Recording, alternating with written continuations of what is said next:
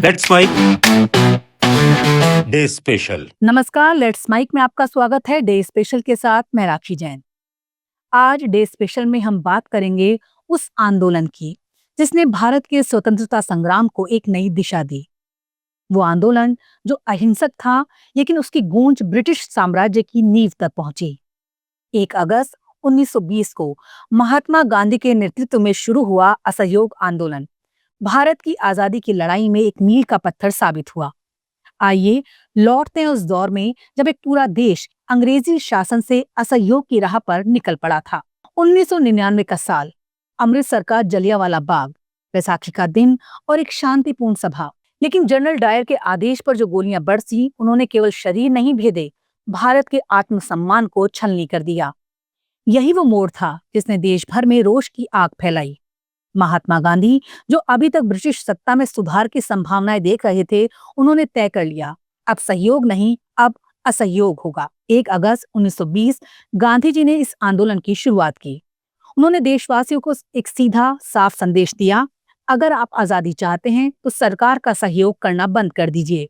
स्कूलों, कॉलेजों, दफ्तरों, अदालतों और तमाम सरकारी संस्थानों से दूरी बना लीजिए।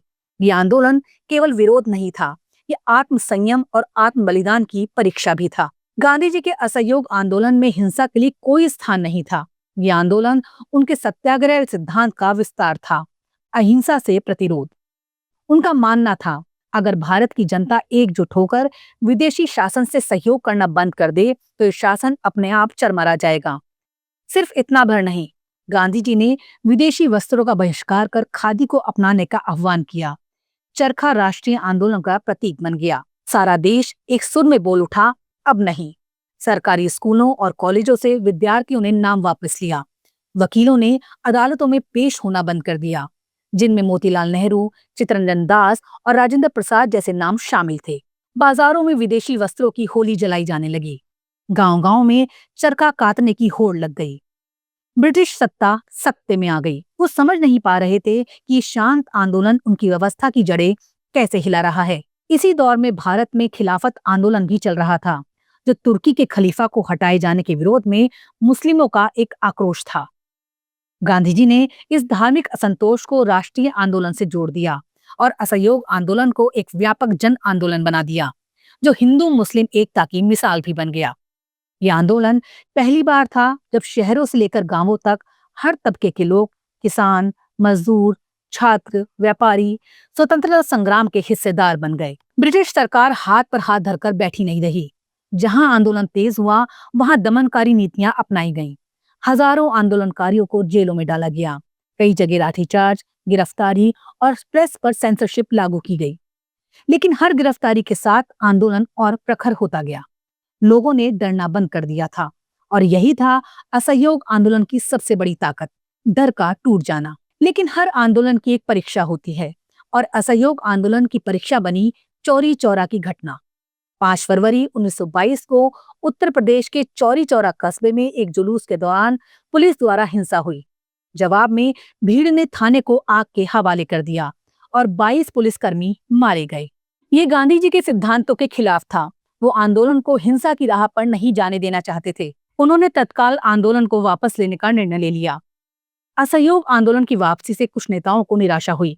नेहरू, सुभाष चंद्र बोस और अन्य युवा नेता आंदोलन को और तेज करना चाहते थे। उन्हें लगा कि गांधी जी ने एक सुनहरा अवसर खो दिया। लेकिन गांधी जी ने कहा, हमें पहले स्वतंत्रता के योग्य बनना होगा। उनका कहना था कि स्वतंत्रता केवल राजनीतिक नहीं, नैतिक और सामाजिक भी होनी चाहिए। हालांकि असहयोग आंदोलन को बीच में ही रोक दिया गया, लेकिन इसका प्रभाव गहरा और दूरगामी था। पहली बार जनता को लगा कि उनके हाथ में ताकत है। पहली बार भारत की जनता ने अंग्रेजी हुकूमत को नकारने का साहस किया।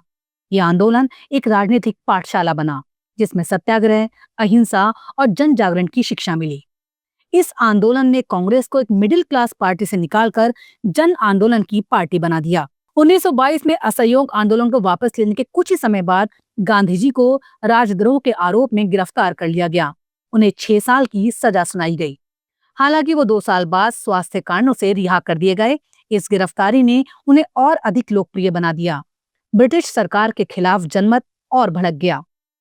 असहयोग आंदोलन आज भी भारतीय स्वतंत्रता संग्राम के सबसे निर्णायक मोड़ों में से एक माना जाता है। ये वो क्षण था जब भारत एक राजनीतिक मांगकर्ता से एक क्रांतिकारी राष्ट्र में बदलने लगा। ये आंदोलन बताता है कि आंदोलन केवल हथियारों से नहीं, संकल्प और संयम से भी लड़े जाते हैं।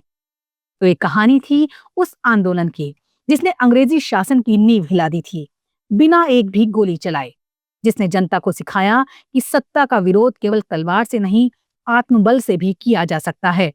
असहयोग एक शब्द नहीं था, ये एक चेतना थी, एक विचार था, एक आत्मनिर्भर भारत की घोषणा थी। आज जब हम स्वतंत्रता की हवा में सांस लेते हैं, तो ये याद रखना जरूरी है कि इस हवा को महकाने में उन कदमों की भूमिका है जिन्होंने कभी सत्ता को ठुकरा दिया था। आप सुन रहे थे लेट्स माइक की विशेष प्रस्तुति। इस पर आपकी राय का रहेगा इंतजार और जुड़े रहिए लेट्स माइक के साथ। नमस्कार।